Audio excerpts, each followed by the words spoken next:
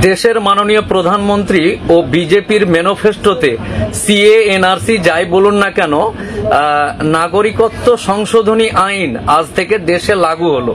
এইটা আপনাদেরকে অনেকেই আনন্দিত ঢোল বাজনা বাজাচ্ছে। আমাদের পশ্চিমবঙ্গের বিভিন্ন শরণার্থী যারা বাইরে দেশ থেকে এসে এই দেশে শরণার্থী ছিল, তারা ঢোল বাজনা বাজাচ্ছে। অনেকে আবার চিন্তার কারণ হয়ে গেছে এটার অ্যাকচুয়াল ব্যাপারটা কি।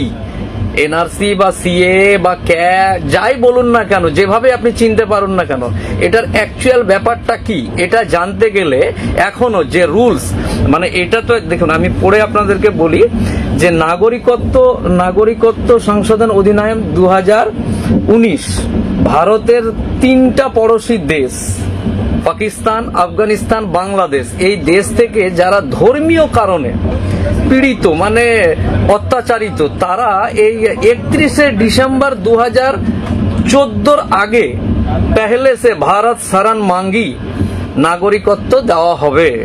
हिंदी में बोल रहा है नागरिकत्व देवा হবে।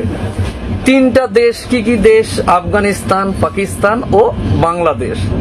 6টা জাতির মানুষকে, 6টা কমিউনিটি কি আছে? হিন্দু, শিখ,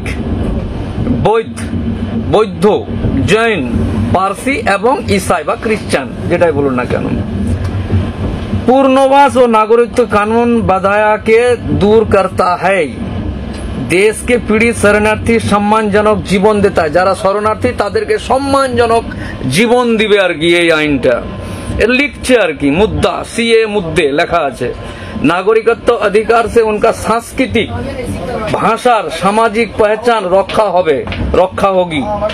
ये आर्थिक व्यवस्था, फ्री मूवमेंट, सम्पत्ति खरीदने মানে জমি জায়গা কেনা বেচা, তারপর আর্থিক ওদেরকে কিভাবে চাকরি ফাকরি দিয়ে টাকা পয়সা দিয়ে একটা সুন্দর জীবন যাপন করা যায় তার জন্য এই আইনটা করা হয়েছে। अधिकार नागरिकत्व कानून संबंध में कोई गलत फहमियां फैला गया है।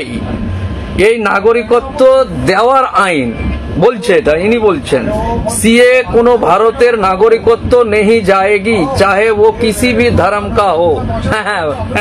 पागल। अच्छा যাই হোক, नागरिकत्व संशोधन कोई गलत। अच्छा ये कानून केवल उन लोगों के लिए वर्षों মানে অনেক বছর থেকে उत्पीड़न সহ্য करना पड़ा, वर्षों से उत्पीड़न सहना पड़ा, और जिनके पास दुनिया में भारत के अलावा कोई जगह नहीं था। बाप रे बाप रे बाप, भारत ছাড়া ওই সমস্ত লোকের আর কোনো দুনিয়া में লেখা আছে দুনিয়া में और कोई जगह नहीं था, ওরা ভারত আসবে, ওদেরকে নাগরিকত্ব দেওয়া হবে। ये कानून केवल उन लोगों, अच्छा होलो, भारत का संविधान हमें ये अधिकार देता है कि मानवतावादी दृष्टिकोण से धार्मिक शरणार्थियों को मूलभूत अधिकार मिले। हाँ नहीं मिले दरकार। अच्छा, और ऐसे शरणार्थी नागरिकता प्रदान किया जाए। कोविड महामारी के कारण नागरिकत्व संशोधन आईन लागू करते देरी हो गल। अच्छा, कोविडের জন্য এই আইনটা পাস করতে দেরি হয়ে গেল, लेकिन अब इसे हम लागू कर रहे हैं। हमने हमारा 2019 लोकसभा चुनाव मैनिफेस्टो में कहा था कि हम पड़ोसी देशों पड़ोसी धार्मिक अल्पसंख्यक के संरक्षण के लिए सिटीजनशिप अमेंडमेंट बिल लागू करने में प्रतिबद्ध है, और आज इस वादे कॉन्स्टिट्यूशन के स्पिरिट के साथ पूरा किया गया।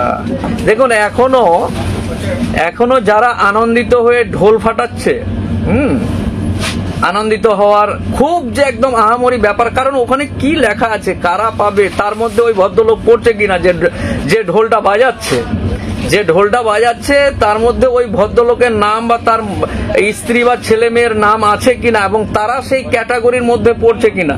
একটা আইন হলো, সেই আইনে আমি বেনিফিট পেলাম না আগেই না চাকুদা, তো আগেই নয়, মানে আমি যদি বাংলাদেশ থেকে আসা শরণার্থী, মানে আইনের ভাষাতে আর কি বাংলাদেশ থেকে আসা, তার বেড়া পার করে আসা কেউ হই, তাহলে ওই কি বলে ওটাকে,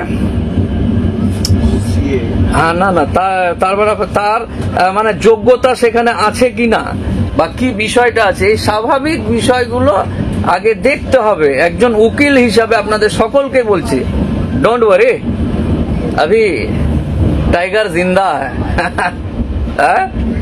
वालेकुम अस्सलाम। टाइगर अभी जिंदा है।